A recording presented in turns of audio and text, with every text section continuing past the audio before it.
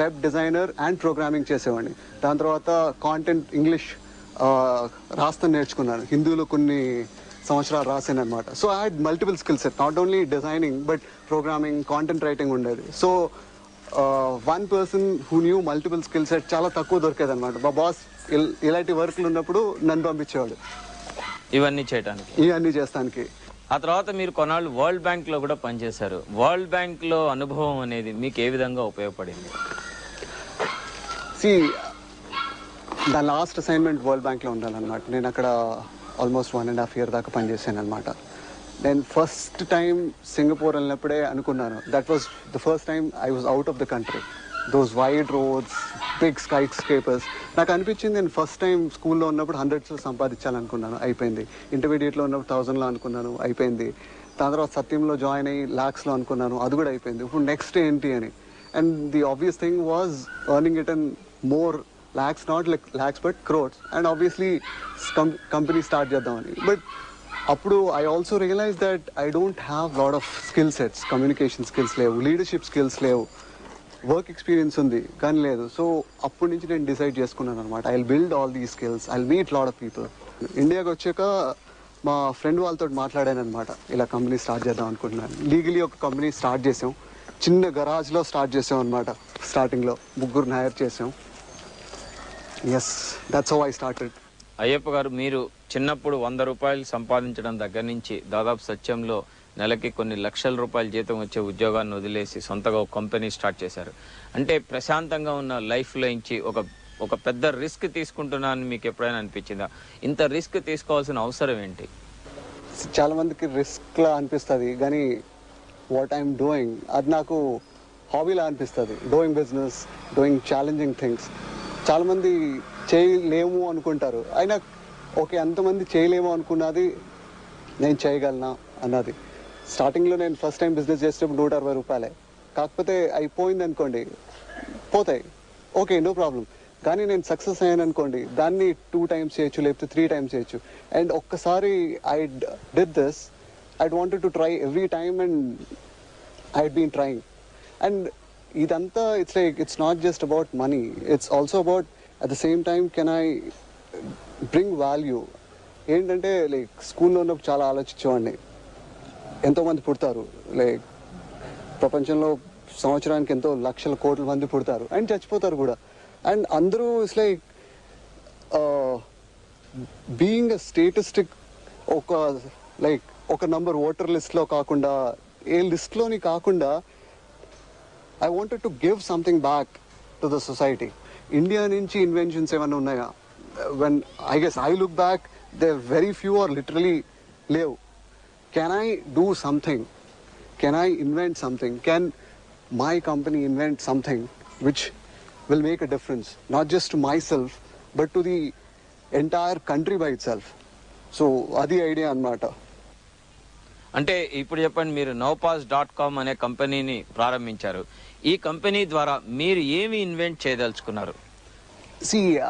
నౌపాస్ ఎలా పుట్టిందంటే, నేను యుఎస్లో ఉన్నప్పుడు మా పేరెంట్స్ తోటి మాట్లాడేవాడిని, నేను ఫ్రెండ్స్ వాళ్ళతోటి మాట్లాడేవాడిని. ప్రాబ్లం ఏమేదంటే, నేను ఫ్రెండ్స్ లేకపోతే పేరెంట్స్తో మాట్లాడాలంటే నేను అక్కడ రాత్రి 11-11:30 దాకా మేల్కొండాలి, ఎందుకంటే ఇక్కడ మార్నింగ్ అవుతుంది. అండ్ వాళ్ళు కూడా నాకు కాల్ చేసి మాట్లాడాలి అంటే వాళ్ళు కూడా రాత్రి మేల్కొండి కాల్ చేయాలి, ఎందుకంటే టైం డిఫరెన్స్ ఉండేది. నాకు అనిపించింది phone is a very good medium to talk, కానీ ప్రాబ్లం ఏంటంటే ఇద్దరు మాట్లాడేవాడు వినేవాళ్ళు మేల్కొని ఉండాలి, అప్పుడే ఫోన్లో మాట్లాడచ్చు. అండ్ నేను ఈమెయిల్ ఎక్కువ వాడేవాడిని. ఈమెయిల్ అడ్వాంటేజ్ ఏంటంటే నాకు ఎప్పుడు టైం దొరకద్దో అప్పుడే నేను రిప్లై చేయొచ్చు. కానీ డిసడ్వాంటేజ్ ఏంటంటే ఓన్లీ ఇంగ్లీష్లో కమ్యూనికేట్ చేయొచ్చు. నాకు అప్పుడు ఏమనిపించిందంటే ఇక్కడ చాలా ప్రాబ్లం ఉంది, ఆ ప్రాబ్లమ్ని నేను ఆపర్చునిటీలా వాడుకోవచ్చా? చాలామంది ఉంటారు తెలుగులో మాట్లాడాలనుకుంటారు, చైనీస్లో మాట్లాడాలనుకుంటారు, జాపనీస్లో మాట్లాడాలనుకుంటారు, అందరూ ఫోన్ వాడుతున్నారు. ఇప్పుడు ఫోన్ కాకుండా ఈమెయిల్ సౌకర్యం లాంటిది where people can respond back at a time convenient. So what we did is, మేము best qualities of telephone, best qualities of email కలిపి నౌపాస్ అన్నది క్రియేట్ చేసాం. నౌపాస్ క్రియేట్ చేసినప్పుడు మేము ఫస్ట్ ప్రోడక్ట్ తయారు చేసింది ఏంటంటే వాయిస్ ఈమెయిల్ వేర్ ఎవరన్నా మా .comకి వెళ్ళి ఫ్రీగా మెంబర్ అవి ఈమెయిల్ పంపించవచ్చు. అండ్ ఈమెయిల్ టైప్ చేసి ఇంగ్లీష్లో రాయక్కర్లేదు అనమాట. ఒక రికార్డర్ ఉంటుంది, అక్కడ రికార్డ్ బటన్ నొక్కి మనం ఏం మాట్లాడాలనుకుంటున్నాం మాట్లాడేసి ఏ ఈమెయిల్ కన్నా పంపించవచ్చు. నవపాజ్ అనే ఏం కాదు, యాహూకి పంపించవచ్చు, హాట్మెయిల్, ఏ ఈమెయిల్ కైనా పంపించవచ్చు. మేము ఏం చేస్తామంటే వాయిస్ రికార్డ్ చేసి వేరే వాళ్ళకి పంపిస్తాం. సో దట్ వాయిస్లో ఉన్న emotion, all this is convey to the other.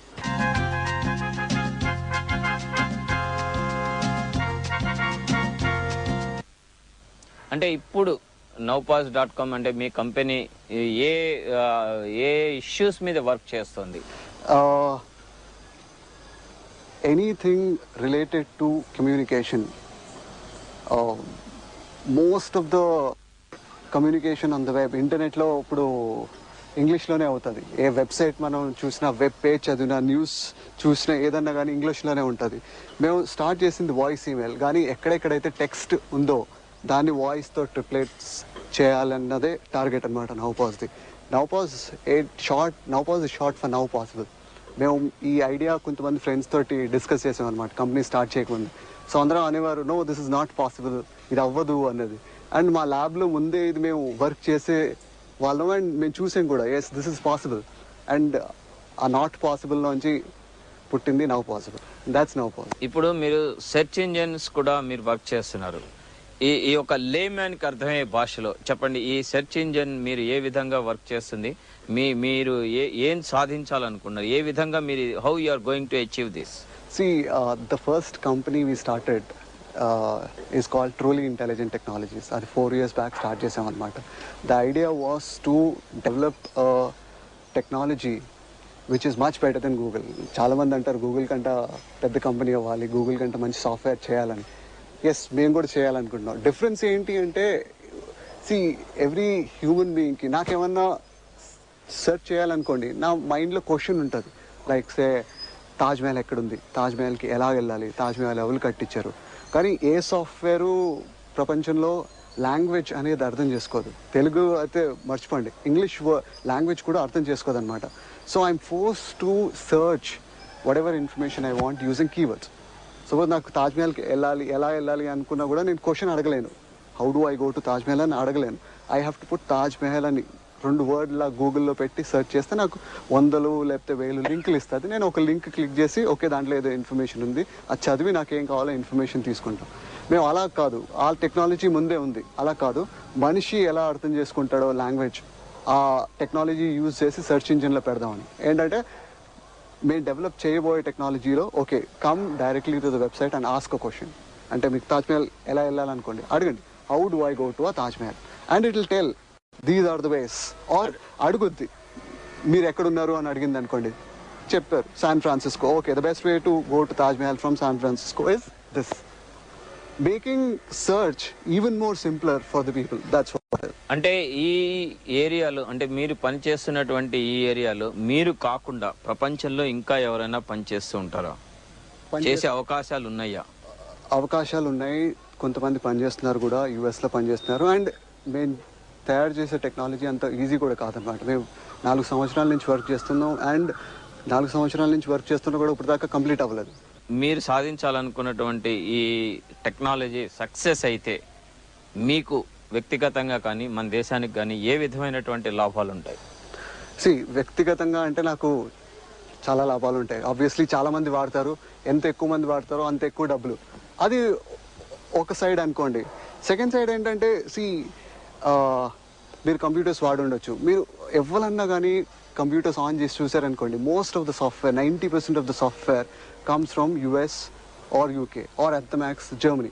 Internet explorer కానివ్వండి, మైక్రోసాఫ్ట్ వర్డ్ కానివ్వండి, లైనక్స్ ఆపరేటింగ్ సిస్టమ్ కానివ్వండి, ఇవన్నీ సాఫ్ట్వేర్స్ యూఎస్ యూకే నుంచి వస్తాయి. ఇండియాలో ఇన్ని కంపెనీస్ ఉన్నాయి, చాలా పెద్ద పెద్ద కంపెనీస్, 50,000 మంది 1 lakh మందిని ఎంప్లాయ్ చేస్తారు. But we are into services. What we would want to is, we would want to create a software where the other people from other countries should use. అంటే అది మన ఓన్ ప్రోడక్ట్ అనుకోవచ్చు. Yes, India's product అనుకోవచ్చు. Yes, that's what we'd want to do. India product అని మీరు సాధించబోయే అయ్యప్ప గారు, ఈ విజయ పరంపరలో, ఈ సక్సెస్ రేట్లో అసలు మీరు సక్సెస్ అంటే ఏమనుకుంటారు? How you define success? I know it's like ఒక్కొక్కరికి సక్సెస్ అనేది ఒక్క విధంగా ఉంటుంది. And maybe like I keep changing that success parameter now and then ఒకసారి ఈ ప్రాజెక్ట్ చేయాలన్నది, ఓకే ఆ ప్రాజెక్ట్ కంప్లీట్ అయిపోయింది, take a difficult even more challenging task, achieve that, okay అది కూడా అయిపోయింది, take a even more challenging task. That's what we'd been doing. కానీ ప్రతి వ్యక్తికి super target or super goal అనేది ఉంటుంది. అట్లా మీ లక్ష్యం ఏంటి? నా లక్ష్యం ఏంటంటే థామస్ ఆల్వా ఎడిసన్ 1000 కంటే ఎక్కువ పేటెంట్స్ చేశారనమాట. అండ్ ఆయన వర్క్ చేసిన ఏరియాస్ 1, 2 కాదు, ఆయన వేరీడ్గా వర్క్ చేశారు. ఎలక్ట్రానిక్